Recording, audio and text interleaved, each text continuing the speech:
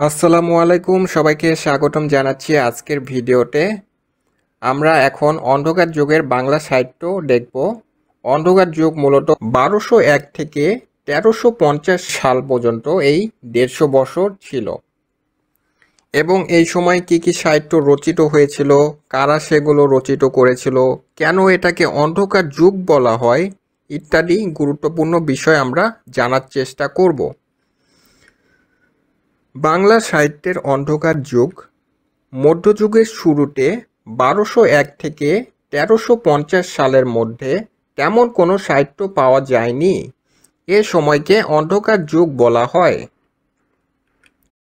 অন্ধকার যুগের সাহিত্য প্রাকৃত পৈঙ্গল, শূন্য পুরাণ, শেখ শুভদয়া, নিরঞ্জনের উষ্মা, মূলত এই চারটি সাহিত্য। সেখানে প্রাকৃত পঙ্গল এর সংকলক হচ্ছে পিঙ্গল, ঠিক আছে, অনেকগুলো নিয়ে সংকলন করেছে তৈরি একসাথে। তারপর হচ্ছে শেখ শুভদয়া এর রচয়িতা হচ্ছে হলওয়ার্ড মিশ্র। শূন্য পুরাণের রচয়িতা রামাই পণ্ডিত।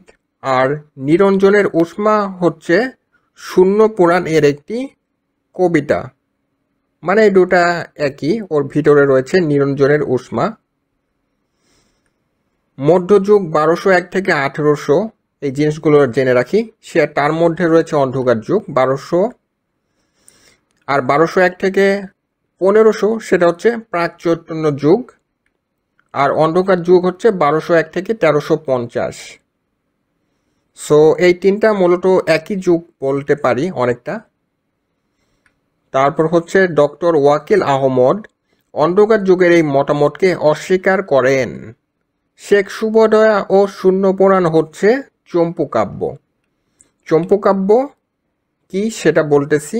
শেখ শুভদয়ার অধ্যায় হচ্ছে 25টা আর শূন্য পুরাণের হচ্ছে 51টি।